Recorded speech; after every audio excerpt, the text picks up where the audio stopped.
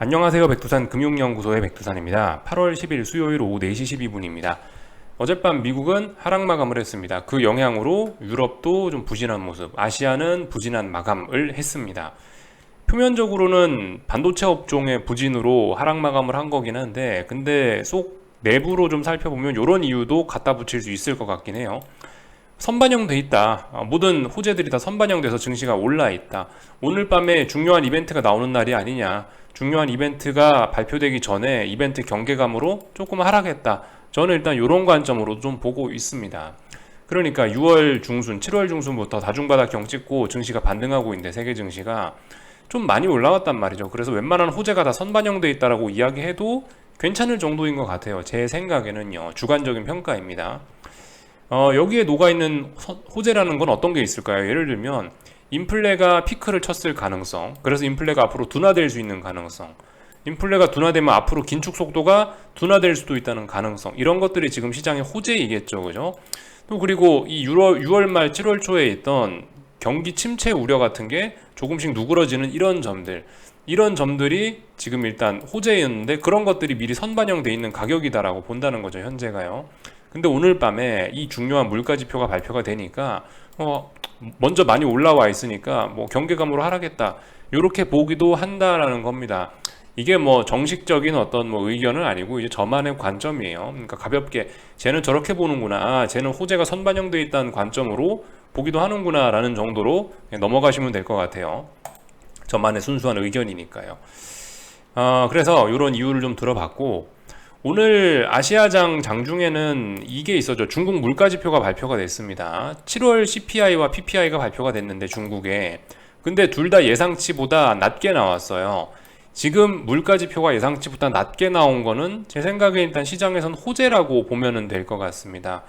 물가지표, 인플레가 우려가 나오고 있는 상황이기 때문에 물가지표가 좀 둔화된다. 너무나 폭락한 것도 아니고 적당히 둔화된다는 것은 오히려 긴축 우려 완화시킬 수도 있고 이러니까 이런 건 일단 호재로 작용할 수 있을 것 같긴 하거든요.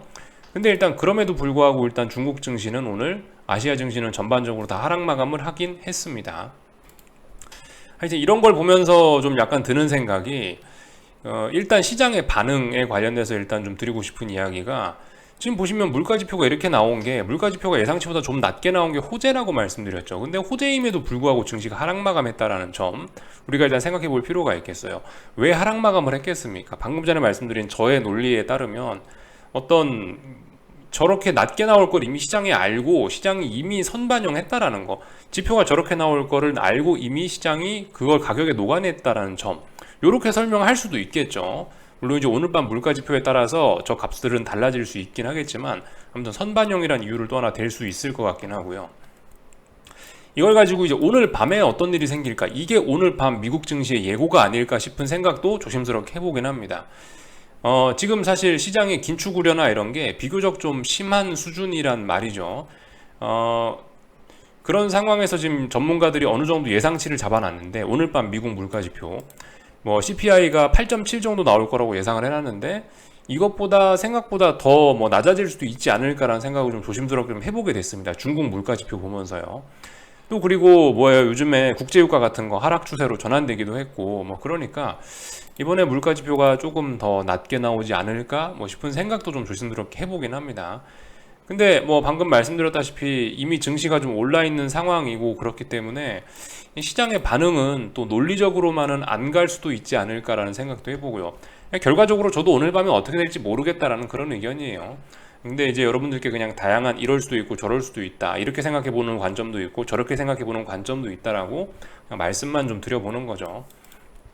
그래서 여러분들이 과연 시장이 어떻게 될까, 시장이 어떻게 반응할까, 본인만의 관점을 한번 세워보시고 그 관점을 가지고 시장을 구경하시면은 조금 더 공부가 많이 될 수 있겠죠.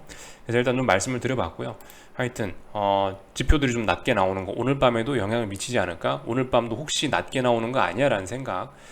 하여튼 사람들의 이 심리가 무섭긴 하거든요. 전문가들이라는 사람도, 경제 전문가들이라는 사람들도 뭐 그렇게 객관적이고 뭐 그럴 것 같지만은 확증 편향이라는 것 때문에 야 그래도 인플레가 이 정도는 나오지 않을까라고 생각해서 이렇게 예상치를 좀 높게 잡아놓는 경향이 있었을 거란 말이죠. 근데 그런 경량치가 이 8.7이라는 숫자도 오늘 밤에 나올 이 8.7이란 이 CPI도 8.7이라는 숫자가 좀 높게 계산되어 있는 거 아니야? 라는 생각이 조심스럽게 좀 들긴 합니다. 그래서 일단 이 정도 이야기를 좀 드리면서 가볍게 넘어가고요. 그 물가지표 이야기하니까 조금 더 붙여서 좀 이야기를 할게요. 아침에 말씀드렸다시피 일단은 핵심이 뭐냐, 지금 물가지표 CPI가 9.1이 나오냐 8.7이 나오냐 뭐 8.5가 나오냐, 이거는 일단 핵심이 아닌 것 같다라고 일단 이야기를 해드렸습니다. 중요한 거는 그 타겟 목표치가 있을 거 아니에요. 연준의 목표치. 연준의 목표치가 저 아래에 있는데 지금 저게 저렇게 높게 나오고 있는데 저게 0.1, 0.2가 달라지는 게 그 무슨 어떤 긴축적인 흐름을 어떻게 막을 수 있겠느냐. 저거 0. 몇 프로 달라진다라고 해서 시장의 근본은 바뀌지 않을 거다라는 생각을 일단 하나 말씀을 드렸고요. 그리고 이제 시장의 반응에 관련돼서도 좀 하나 드릴 이야기가 있긴 한데, 지금 미국 증시가 일단 어떤 중요한 지지선 자리에 와 있단 말입니다. 그죠? 아직 지지선을 붕괴시키지는 않았어요. 그러니까 뭐예요? 아직까지 매수세가 강하다는 의미입니다. 물론 어딘가를 넘어갈 만큼 매수세가 강하진 않았기 때문에 지금 답답한 모습을 보이고 있어서 여차 잘못하면 미국 증시가 방향성이 아예 꺾여서 내려갈 수도 있는 가능성이 있는 자리이긴 한데, 근데 그렇다라고 해서 오늘 물가지표가 어떻게 나오면은 저 자리가 붕괴될 거야 생각하는 거, 오늘은 어떻게 될 거야 라고 기대하는 게 조금 위험할 수도 있다고요. 그죠? 말씀드렸다시피 이 자리는 지지선이기 때문에 잘 붕괴시켜야 돼요. 그러니까 붕괴를 시키더라도 잘 붕괴시켜야 부작용이 없을 거고요. 잘못하면은 오히려 지지력만 강화돼 갖고 오히려 더 튀어오를 수도 있다는 거. 그리고 혹시나 만약에 오늘 밤에 이게 상승 마감을 한다, 뭐 그렇다라고 해서 사실 지금 뭐 달라지는 게 있느냐라는 거예요. 그러니까 제 말은요, 오늘 밤에 당장 오르냐, 오늘 밤에 당장 내려가냐, 속임수 같은 게 충분히 껴있을 수 있다는 거. 오늘 밤 물가지표에 대한 반응에 속임수가 상당히 많이 껴있을 수도 있다는 거. 물가지표가 이렇게 나왔다, 그러면 이제 그 뒤에 이제 며칠 정도 더 반응을 좀 지켜보긴 봐야 되겠죠. 그죠? 그렇게 좀 생각해 보셨으면 좋겠어요. 예를 들어 오늘 상승 마감했다, 그래도 어딘가를 넘어가지 못하면 반등시 매도 전략이고 계속 반등 흐름이 멈춰 있는 거죠. 만약에 이제 오늘 밤에 뭐 그 대폭락을 해서 어딘가 붕괴됐다, 그러면은 이제 중요한 라인을 붕괴됐으니까 거기에 맞춰 대응하면 되는데, 꼭 오늘 밤이다, 꼭 오늘 밤에 물가지표가 나오니까 꼭 오늘 밤에 어떤 변곡이다 이렇게 생각하고 접근하시는 건, 너무 그냥 기대가 큰 거는 오히려 좀 매매에 안 좋은 영향을 끼칠 수 있다, 이런 이야기를 좀 일단 드리고 싶네요. 그래서 오늘 밤 물가지표에 관련된 이야기들 좀 먼저 드렸고, 참 물가지표 관련해서 참 아침에 제가 약간 말을 실수한 게 있는 것 같은데 그 부분 좀 정정을 좀 하고 넘어갈게요. 제가 아침에 이제 CPI를 보면서 이런 이야기를 드렸죠. 지금 CPI가 8.7이냐 9.1이냐 이런 건 중요하지 않다, 물가 목표치가 2%지 않냐 라고 표현을 했는데, 그게 이제 좀 잘못된 면이 있더라고요. 그래서 그 부분을 수정할 건데, 뭐가 잘못됐냐면은 연준의 그 연준이 목표로 하는 물가지표는 2%는 CPI를 기준으로 하는 건 아닙니다. 그러니까 제가 아침에 말씀드렸던 그런 표현은 잘못된 거긴 하죠. 엄밀히 따지면요. 좀 구체적으로 연준이 정책을 결정하는 거에 관해서 좀 이야기를 하고 가야 될 것 같은데, 요거를 보시면 됩니다. 요거 기사 제목 한번 찾아서 읽어보시면 아주 좋아요. 공부하는데 아주 좋습니다. 22년 7월 27일 날 나온 기사입니다. 뭐냐면은요, 이것만 보시면 될 겁니다. 연준이 참고하는 건 PCE다라고 되어 있어요. 연준이 참고하는 물가지표는 엄밀히 얘기하면 CPI가 아니라 개인 소비지출 PCE 물가지수로 알려져 있다라고 되어 있고요. 그리고 어디에 있더라? 특히 PCE에서 변동성이 큰 에너지와 식품을 뺀 근원 PCE가 연준이 목표로 하는 2% 평균 물가의 기준이 된다라고 잘 나와 있습니다. 그러니까 뭐다? CPI도 기준이 아니고 코어 CPI라고 되어 있습니다. 그것이 2%가 되는 데까지 긴축을 한다라는 게 연준의 이제 목적일 수 있어요. 뭐 물론 제가 방금 이야기한 것도 오해가 있을 수 있습니다. 그죠? 뭐 코어 PCE가 꼭 2%가 돼야 된다, 뭐 그런 이야기를 드리는 건 아니에요. 아무튼 연준이 대략적으로 2%를 계산하는 방법이 있단 말입니다. 그 방법에 해당해서 적당히 되면 이제 긴축을 정지할 수도 있다, 뭐 이런 식으로 적당히 좀 이해를 하셔야 됩니다. 여기 써있죠. 연준은 평균 물가 AIT의 2% 정확한 산출 방식은 밝히지 않고 있다라고 되어 있습니다. 그렇기 때문에 이런 점을 좀 참고를 하셔야 되겠어요. 그래서 그 어디를 보시면 되냐? 연준이 실제적으로 이 통화 정책을 결정하는 물가 지표 investing.com 들어가셔서 US 코어 PC 프라이스 인덱스 YOY라고 써 있는 거 요거 찾아보시면 됩니다. 소스가 여기에요. 소스가 그 미국 재무부라고 해야 되나? 하여튼 하여튼 여기에서 산출한 저 코어 PC가 연준의 연준의 통화 정책을 결정하는데 사용된다. 알아놓으시면 되겠습니다. 참고로 그거는 지난달에 4.8이 나왔고요. 이번 달에는 8월 26일 날 발표가 될 예정이라는 거 알아놓으시면 좋을 것 같습니다. 근데 솔직히 CPI 이런 것도 중요하긴 하죠, 그죠? 솔직히 CPI 9%도 좀 너무하긴 하잖아요. 막 그 예를 들어서 뭐 물론 그렇게 될 리는 없겠지만 뭐 CPI가 뭐한 7% 6% 된다 한들 그러니까 CPI 같은 게 너무나 높게 올라와 있으면 계속 CPI가 안 떨어지고 막 저렇게 막 5% 6% 7% 이렇게 돼 있으면은 아무리 PC가 많이 좀 내려온다 하더라도 연준 입장에서 긴축을 그만하기 어렵긴 한단 말입니다. 어쨌든 이런 것도 물가 지표이기 때문에 연준이 눈치는 좀 보긴 보겠죠. 이 PCE 지표하고 저기 있는 CPI하고 너무나 또 차이가 많이 나버리면 그 흐름은 같을 거 아니에요, 그죠? 그러니까 아무튼 둘 다 잘 보긴 잘 봐야 됩니다. 연준이 직접 참고하지는 않더라도 이 CPI는 주로 보면 투자자들의 심리에 영향을 미치는 경우가 많기 때문에 이 CPI도 중요하게 잘 보긴 해야 되죠. 지난번에 9.1 나왔을 때 어떻게 됐어요? 9.1 나왔을 때 시장 급락했잖아요. 100bp 올려야 된다고요. 그런 점들 생각해 보시면 이번에도 그런 일 일어날 수도 있다. 일어나지 않을 수도 있고요. 그죠? 아무튼 이 정도 이야기를 드리면 얼추 다 된 것 같습니다. 그래서 다 설명을 드렸고, 한국 증시 같은 경우는 일단 오늘 그죠 안 좋았죠. 반도체 지수 이런 게 안 좋아갖고 안 좋았다. 삼성전자 급락해가지고 하락 추세를 잘 이어나가고 있고, 하이닉스도 하락 추세를 잘 이어나가고 있고, 반도체 지수가 반도체가 안 좋다. 이 정도 보면 될 것 같고요. 그래서 지금 보셔야 되는 게 뭐다? 여기 어딘가에서 이런 식으로 다중바닥형 혹은 이런 식으로 여기 하나 여기 하나 이런 식으로 이 제대로 바닥형 패턴을 만들어냈는지 그런 거 보시면 되겠습니다. 솔직히 이런 거를 의미 있는 매수세라고 보긴 좀 어렵고, 이거는 이제 단기 낙폭과대로 인한 그냥 이제 그 하락이 좀 멈춰 있는 이 정도로 생각하시면 될 것 같아요. 하이닉스 같은 거는 3%나 빠졌는데도 일단 별로 이 어떤 지지하겠다는 의지가 없어 보이긴 하죠. 양봉도 아니죠. 일단 반도체가 심심찮다. 반도체가 뭔가 좀 심상치 않다라는 거를 좀 알 수가 있겠고, 얘네가 시가총액이 제일 크다는 거 한국 증시에서요. 그게 좀 중요한 문제이긴 하겠죠. 오늘 한국 코스피 같은 경우는 이제 전반적인 이야기를 좀 드려보자면요. 잠깐 한국장 보기 전에 미국 증시는 지금 어디에 있나요? 미국 증시는 중요한 지지선을 아직 붕괴시키지 않았습니다. 예를 들면 4100 S&P, 예를 들면 나스닥 12900짜리를 붕괴시키지 않았어요. 중요한 라인이죠. 근데 한국 증시라든가 오늘 중국 증시라든가 혹은 일본 증시라든가 독일 증시 이런데 다른 나라들 같은 경우는 일제히 중요한 라인을 붕괴를 시키더라고요.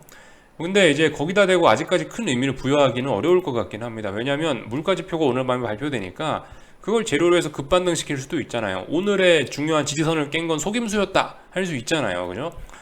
근데 아무튼 일단 분명히 중요한 지지선들은 싹 다 붕괴를 시켰습니다. 그래서 일단 미국 증시를 제외하면 다들 반등시 매도 전략이다 라고 이야기할 만한 근거는 다들 생기긴 했어요. 근데 신뢰성을 조금 확인을 해보자라는 거, 오늘 밤 물가지표 보고 앞으로 반응을 좀 보면서 신뢰성을 확인해보자 이런 이야기를 좀 드렸고, 오늘이 수요일이잖아요. 그러니까 당장 오늘 밤이 변곡이다 내일이 변곡이다 이런 거라기보다는 이번 주 정도 내에 방향을 정하지 않겠어, 혹은 다음 주 초반 정도까지 방향을 고민하지 않겠어, 이 정도로 생각하시면 좋을 것 같죠. 그게 합리적일 것 같아요. 당장 오늘 밤 이렇게 생각하기보다는요. 그래서 그죠? 다음 주까지 그래서 예를 들어 중간 선거가 11월이니까 11월까지 가서 시장의 방향성이 결정되네. FOMC 회의가 9월 달에 있으니까 9월 FOMC 회의까지 무조건 시장이 상승하네. 일단 그렇게 보긴 좀 어려울 수 있다라는 거예요. 지금 일단 미국 증시가 변곡의 가능성이 있는 자리이긴 하고요. 심상치 않은 점들이 있으니까 그런 점들 좀 생각해 보시면 될 것 같습니다. 그래서 뭔 얘기하다 이리로 넘어왔냐면, 한국 증시가 중요한 지지선을 붕괴시키긴 했다. 강하게 붕괴시키지는 않았는데 일단 붕괴가 되긴 됐으니까 자신 있으신 분들은 이제 325, 자신 있으신 분들이 아니죠. 이제 해봐야 되는 거죠. 이제 325가 325를 다시 돌파하지 않는 한은 반등시 매도 전략 일단 해보시면 될 것 같습니다. 325라는 자리가 중요했죠. 여기를 돌파한 척 한 이후로 여기 좀 더 올라가서 레벨업이 됐었는데 결과적으로 325 붕괴시키면서 일단은 뭐 약간씩 쏟아지기 시작했으니까 중요한 지지선을 깼으니까 일단 더 아래로 갈 수 있겠지 생각하시고, 다음번에 중요한 지지선은 뭐 321.7자리 뭐 혹은 요 아래에 있는 뭐 316, 317자리 뭐 요런 자리들이 있겠다 생각하고 보시면 될 것 같습니다. 이 코스닥 150 같은 경우도 1200짜리를 오늘 강하게 붕괴시켰으니까 이제 1200짜리 부근으로 올라가면 반등시 매도 전략이다 해볼 수 있을 거예요. 그죠? 그러니까 오늘 한국 증시는 그거예요. 가야 될 때 못 갔어요. 그러니까 제가 어제 영상에서 한국 증시 오버슈팅 가능성, 앞으로 그냥 오르는 게 아니고 저렇게 오르면 급등할 수 있다, 폭등할 수 있다라는 이야기를 드렸는데, 오늘 가야 될 때에 못 갔단 말입니다. 가야 될 때 오히려 강력한 매도세가 등장해서 중요한 지지선을 싹 다 붕괴시켰으니까 이제 급등 이게 아니에요. 이제 급등할 가능성은 좀 많이 낮아진 겁니다. 저거 한 방으로요. 오히려 이제 여기서 오늘 밤 미국이 잘못되고 삐끗하면 대폭락으로 연결될 수도 있다라는 생각을 좀 하긴 해야 됩니다. 에너지가 많이 쌓여 있거든요. 에너지 많이 쌓여 있는데 지금 이거 제대로 분출을 못 하고 있으니까 방향성 정해지면 아래쪽으로도 분출될 수 있다 생각해 보시면 될 것 같고요. 그래서 이게 오늘 저 하락 한 방으로 인해서 이게 시장 분위기가 얼마나 달라졌냐 이런 게 옵션 가격을 봐도 좀 많이 나오는데, 예를 들면 콜옵션들이 요렇게 이건 차월물입니다. 이제 내일이 옵션 만기일이니까 차월물 가지고 좀 흐름을 좀 보자면은, 지금 보시면 요렇게 상승 추세들 올라오던 게 다 일단 깨졌어요. 그래서 방향이 훅 아래로 일단 쳐져 버리기 시작했고, 그리고 풋옵션들 같은 경우는 이게 차월물인데 그죠? 9월물이니까요. 풋옵션들 같은 경우는 이제 어딘가를 사거래일째 지금 지키고 있는 모습이 나타났습니다. 그리고 8월 9일 날에 이 하락이, 풋옵션의 하락이 속임수였음이 일단 보여지고 있는 거예요. 그래서 여기서 어떤 중요한 저항 자리들만 넘어가면은 또다시 풋옵션의 대폭등이 가능한 그런 자리까지 일단 또 오긴 왔어요. 한번 이런 거 보면서 우리가 잘 생각을 해야 돼요. 이게 그러니까 개인들이 그렇게 6월 중순에 7월 초까지 혹은 7월 중순까지 그렇게 풋옵션을 추격하더니, 그렇게 해갖고 결국 지금 이렇게 풋옵션이 많이 죽고 나서야, 개인들이 이제 콜옵션을 쳐다보고 나서야 이제서야 겨우 바닥을 만들랑 말랑하고 이제서야 추세 전환을 한다는 거, 그러니까 이제서야 추세 전환을 하려고 시도하고 있다는 거, 이런 것들 우리가 잘 생각해 봐야 되겠습니다. 개인들이 그쪽으로 몰려갖고 개미탑을 쌓기 시작하면 이렇게 세상 일이 힘들어진다, 분위기가 이렇게도 달라질 수 있다라는 거 생각해 보셔야 되겠습니다. 그래서 개미탑 쌓아놨던 풋옵션들은 지난 몇 달간 그래도 다 망가져서 완전 깡통이 났죠. 깡통이 나고 이제서야 다시 추세 전환을 시도하는지 보고 있습니다. 여기서 한번 추세 전환 시도했는데 실패했고, 여기서 한번 추세 전환 시도했는데 실패했고, 여기 다시 한번 이제 기회가 온 겁니다. 이번엔 살아날 수 있을지 한번 잘 지켜보자고요. 이런 거 살펴봤고, 원달러 환율 같은 경우는 1307원이 굉장히 중요한 저항이었는데 돌파한 척 했죠. 일단 다시 무게중심은 위쪽으로, 어딘가 중요한 저항을 넘어서면 좀 시원하게 갈 수 있습니다. 당장 중요한 저항은 1312원 정도. 왜 1312원이냐면 1312원을 여기서 하나 둘 셋 넷 다섯 여섯 6거래일 동안 넘지 못했었기 때문입니다. 1312원 혹은 1313점 얼마 요 정도 자리예요. 요 정도 자리가 일단 저항입니다. 여기 넘어가면 전고점 1331원까지 목표치 열리고, 사실상 이제 1212원 돌파한 차가면은 이 뭐 그냥 계속 또 정배율로 날아간다, 원달러 환율 급등할 수 있다, 이렇게 생각하시는 게 좋을 거예요. 어차피 위쪽에 매물이 잘 없거든요. 말씀드렸다시피 신고가 영역이에요. 그러니까 1200원에서 1300원까지가 힘들었죠. 매물대가 많으니까요. 근데 1200원에서 1300원까지 시원하게 올라온 마당에 이미 1300원을 넘어섰으면 이거는 이제 위쪽으로 어떤 저항이 잘 없기 때문에 탄력적으로 올라갈 수 있겠다 생각하시면 되겠습니다. 하여튼 그래서 추세란 게 참 무섭구나 라는 거를 참 여러 방면으로 많이 느끼고 있습니다. 오늘 V코스피, 그죠? 한국 변동성 지수들도 보시면 풋옵션들이 사거래일 동안 어떤 지지력을 만들었듯이 얘들도 사거래일 동안 어딘가에서 일단 잘 죽지는 않고 있어요. 물론 그림은 좀 다른데 엄밀히 따지면 사거래일 동안 뭐 지지했다 이런 이야기 하긴 어렵긴 한데, 아무튼 잘 안 죽고 있으니까 이 V코스피 17 부근이니까 좀 집중해 보긴 해야 된다. V코스피가 17 부근에만 가면 항상 한국 증시에 무슨 일이 생겼었으니까 이번에도 잘 보면 되겠죠. 한국 증시 요 정도 이야기를 했고요. 뭐 다른 것도 조금씩만 그림만 좀 살펴볼까요? 뭐 일본 증시 지난번에 어제 말씀드렸다시피 여기가 중요한 라인인데 여기 정도가 중요한 라인인데 저항 터치하고 밀려야 될 때 밀렸고 어제 말씀드린 중요한 지지선 자리 붕괴되면 아래쪽으로 가는 거다 말씀드렸는데 일단 중요한 라인 붕괴시켰으니까 얘도 일단 반등심에도 해볼 수 있을 겁니다. 물론 아직까지 반등이 완전히 끝났다라고 하긴 좀 껄끄러운 측면이 있긴 한데 그래도 여기 정도 붕괴시켰으면 그래도 뭔가 해볼 만한 어떤 그런 강력한 매도세는 나왔다라고 생각을 합니다. 오늘 밤 물가지표 보고 이제 오늘의 하락들이 속임수였는지 진짜였는지 판가름이 나겠죠.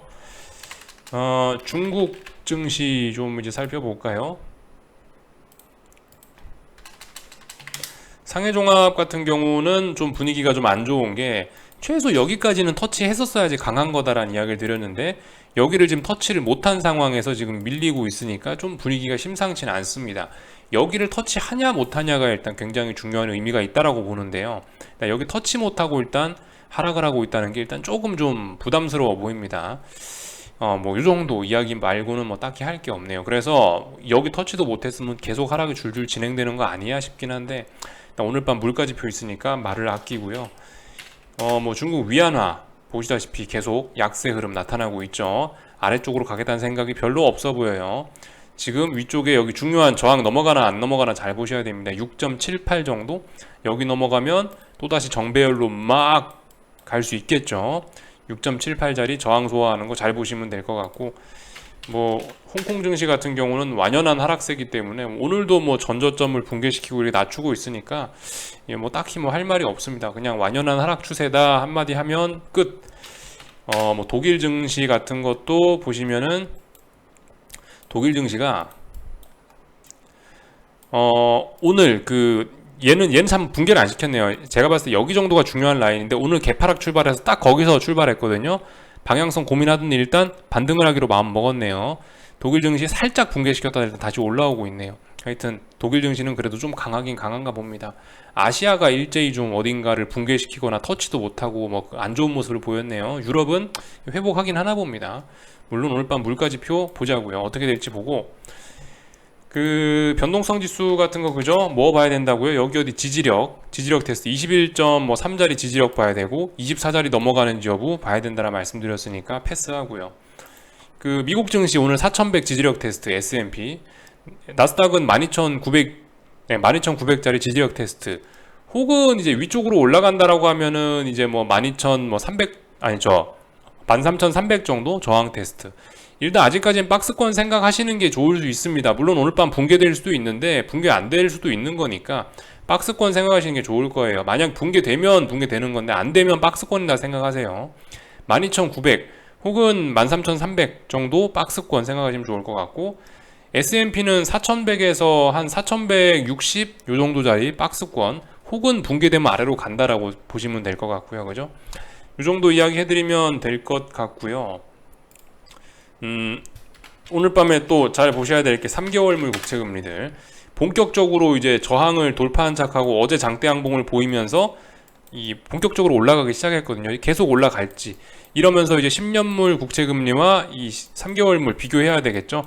그래서 장단기 금리 차가 어떻게 되는지 이런 여부들까지 오늘 밤에 좀 자세히 보시면 좋을 것 같습니다. 물가지표 오늘 밤 발표되는데 그죠? 당연히 물가지표가 낮게 나오면 시장이 호재이긴 할 수 있는데 논리적으로는 실제로 시장이 상승할지 어쩔지는 뭐 가봐야 아는 거고 그죠? 선반영이란 개념이 있기 때문에 뭐 사실 딱히 뭐 드릴 이야기가 없습니다. 그래서 일단 한번 보자고요. 변곡의 가능성이 있는 날인데 어떻게 되려나 저도 궁금합니다. 요까지 하겠습니다. 궁금한 거 리플 남겨주시고 내일 아침에 뵙도록 하겠습니다. 여기서 마치겠습니다.